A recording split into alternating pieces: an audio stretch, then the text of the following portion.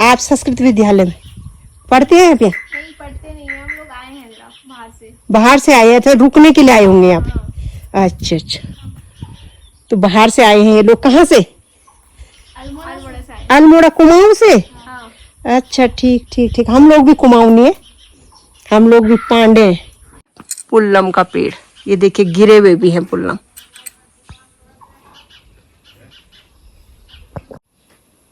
जगत माता आदिशक्ति भुवनेश्वरी। स्कंद पुराण के केदार खंड में देवी भुवनेश्वरी की महिमा का वर्णन इस प्रकार है। स्कंद उवाच अन्यवस्ते पर्यवाच्छामि पीठ सिद्धि पादकम नामना वे भुवन ख्यातम संज्ञ प्रतिदायकम। स्कंद जी कहते हैं कि हे नारद जी, अब हम सिद्धि प्राप्त करने वाले अन्य तीर्थ का वर्णन करते हैं। शीघ्र विश्वास दिलाने वाला उक्त तीर्थ भुवन के नाम से गंगा जी के पूर्व भाग चंद्रकूट पर्वत पर स्थित है, जहाँ जगत माता भुवनेश्वरी शिव सहित निवास करती है। पिता के यज्ञ में अपने को तिरस्कृत और क्रोधावेश में जब सती यज्ञ कुंड में कूद गई थी तो सर्वत्र हाहाकार मच गया था। यज्ञ विध्वंस करने के पश्चात विरही के समान शोकातुर शिव मोहग्रस्त होकर विचरण करते हुए चंद्रकूट पर्वत में भुवन नामक स्थान पर पहुंचे। यहाँ पर सती के देह त्याग की घटना का स्मरण भुवन नामक स्थान पर पहुंचे। यहाँ पर सती के देह त्याग की घटना का स्मरण आते हैं। शिव विहल हो गए थे। यह स्थिति देखकर देवतागण चिंतित हो गए थे। विध्वंस करने के पश्चात विरही के समान शोकातुर शिव मोहग्रस्त होकर विचरण करते हुए चंद्रकूट पर्वत के भुवन नामक स्थान पर पहुंचे। यहाँ पर सती के देह त्याग की घटना का स्मरण आते हुए शिव विहल हो गए थे। यह स्थिति देखकर देवतागण चिंतित हो गए थे और भगवान के मोह निवारण हेतु भगवती महामाया का स्तुति करने लगे। अनादि निधनो देव माया मोह प्रवेशित्या किमुतु प्राकृत्य देवे नारायणे नमो नमः।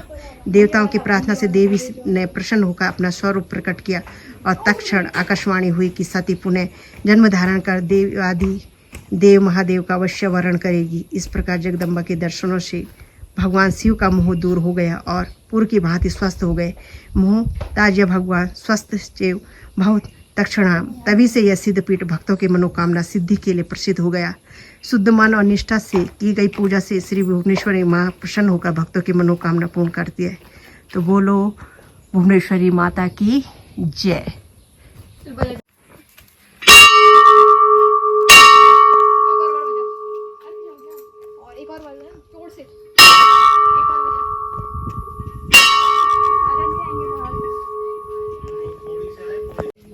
ये आए अल्मोड़ा से की? हम लोग वहाँ से आए, पर पौड़ी से हम लोग पहले कोट आए। कोट से फिर यहाँ पैदल आए। कोट से पैदल? हाँ। कोट बुलाओ कहाँ पे है? ये तो बहुत दूर है। हाँ। सफदर खाल साइड? नहीं, थोड़ा इधर ही है। कोट गाँव है? हाँ, कोट खाल गाँव नहीं है। कहाँ यहाँ से चढ़ाई चढ़ी? हाँ। कब आएंगे यार? और यहाँ पर श्री काल भैरवनाथ धवाड़िया देवता मंदिर भी है। श्री काल भैरवनाथ जी का मंदिर माँ भुवनेश्वरी मंदिर से 5 किमी दूर पौड़ी भुवनेश्वरी मार्ग पर काराकोट बरनल्लू गांव के ऊपर पर्वत पर स्थित है। मुख्य मार्ग से मात्र 250 मीटर पैदल चढ़ाई का रास्ता बहुत ही रोमांचक है। सर्दियों से काराकोट और बंडलू गांव के मध्य धार की सर्वोच्च शिखर रौचुला धार पर विराजमान यह मंदिर उत्तराखंड जनपद पौड़ी गढ़वाल के मुख्यालय से मात्र 11 किमी की दूरी पर समुद्र तल से लगभग 6000 फीट की ऊंचाई पर स्थित है। यह एक बहुत ही रमणीय स्थल है। इस देव स्थल की विशेषता यह है कि यहाँ से सिद्धपीठ श्री भुवनेश्वरी, माँ चंद्रवंदनी, माँ सुरकंडा और श्री डांड नागराजा मंदिरों का भव्य दर्शन प्राप्त होते हैं। देवात्मा हिमालय नागाधिराज के अनेकों चोटियों के भी मनोहारी दर्शन यहाँ से होते हैं। सूर्योदय और सूर्यास्त का विहंगम दृश्य इस मंदिर से अकल्पनीय है। हमारे पौराणिक शास्त्र कहते हैं कि जिस स्थान पर यह माँ के शक्तिपीठ विराजमान है उस स्थान से कुछ दूरी पर स्वयं भगवान शिव शंकर अपने काल भैरव स्वरूप में शक्तिपीठों की सुरक्षा में उपस्थित रहते हैं और माँ के दर्शनों का पूर्ण फल श्री काल भैरवनाथ के दर्शन पर प्राप्त होता है। ऐसी मान्यता है कि श्री काल भैरव का नाथ जी के ग्राम सीमाओं के शत्रुओं से रक्षा करते हुए अपने भक्तों पर आने वाली किसी भी संकट का पूर्वाभास उन्हें देते हैं और इसलिए श्री काल भैरवनाथ जी के को स्थानीय लोगों के द्वारा धावड़िया देवता अर्थात आगाह करने वाले देवता माना गया है। वर्ष 2022 में श्री काल भैरव मंदिर धावड़िया देवता का पुनः निर्माण सभी भक्तों के सहयोग से कर भव्य मंदिर सर्वसाधारण के दर्शनार्थ उपलब्ध है। तो बोलो श्री काल भैरवनाथ जी की जय।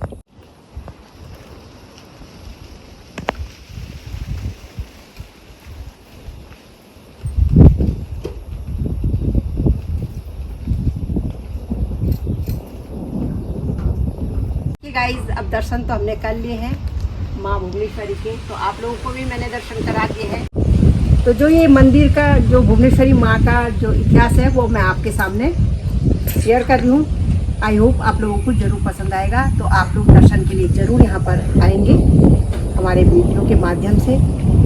उन लोगों को तो जिन लोगों को मालूम है वो लोग तो दर्शन के लिए आते हैं, लेकिन जिन लोगों को मालूम नहीं है मेरे वीडियो के माध्यम से यानी मेरे ब्लॉग के थ्रू आप लोग यहाँ पर आ सकते हैं। काफ़ी अच्छी व्यवस्था है पार्किंग की भी, जैसे देख लिया आपने। और खाने पीने की व्यवस्था ये है, यहाँ पे धर्मशाला तो बना है लेकिन खाने पीने का सामान आपको खुद लाना पड़ेगा। बनाने की टेंशन मत लेना क्योंकि बनाने वाले यहाँ पर है, सामान हमको खुद लाना पड़ेगा। और रहने खाने की व्यवस्था बहुत अच्छे से की गई है यहाँ पर, तो बहुत ही अच्छा सुकून है। और आपको मैं एक बात ये बता देती हूँ, माँ भुवनेश्वरी का जो इतिहास है वो इस तरह से है। जब माँ भुवनेश्वरी यानी पार्वती माँ को समर्पित भी है ये मंदिर भुवनेश्वरी को। तो जब माँ पार्वती सती हुई थी तो शिव जी उनके शरीर को लेकर पूरे विश्व में भ्रमण किया था उन्होंने। तो उनको समझ नहीं आ रहा था क्योंकि उनको इतना क्रोध आ गया था कि मैं क्या करूं। सारे देवतागण चिंतित हो चुके थे। ब्रह्मा जी सोचने लगे, विष्णु जी सोचने लगे क्या होगा।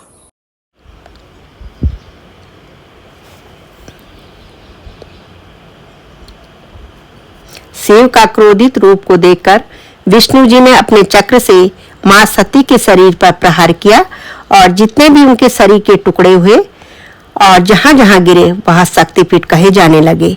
उनका गुस्सा फिर भी शांत नहीं हुआ और वे इस जगह पर आए और उन्होंने यहाँ कई समय तक तपस्या की और माँ का पुनः जन्म हुआ। उसके बाद यानी ये मंदिर तैयार हो गया, जो कि मैंने आप लोगों को दिखाया। तो आप लोग ने दर्शन किए होंगे। तो ये माँ का प्रवेश द्वार है, यहाँ से वहाँ तक पहुँचने तक, माँ के मंदिर पहुँचने तक सीढ़ियाँ हैं, ये देखिए। और गाड़ी पूरे परिसर तक आती है मंदिर के। और ऊपर माँ का बहुत ही सुंदर प्रांगण है। तो देखिए दोनों तरफ बहुत सुंदर सुंदर गार्डन बनाए हुए हैं बच्चों ने। यहाँ पे सामने है संस्कृत विद्यालय जहाँ की पंडिताई की पढ़ाई की जाती है। ये है 6 से और 12वीं तक का है। दूर दराज से यहाँ पे बच्चे आते हैं। आजकल बच्चे यहाँ घर चले गए हैं क्योंकि गर्मियों की जून की छुट्टी पड़ी है, तो थोड़ा शांत वातावरण है। लेकिन कुछ स्टूडेंट यहाँ पर रोके गए हैं जो कि मंदिर की पूजा करते हैं।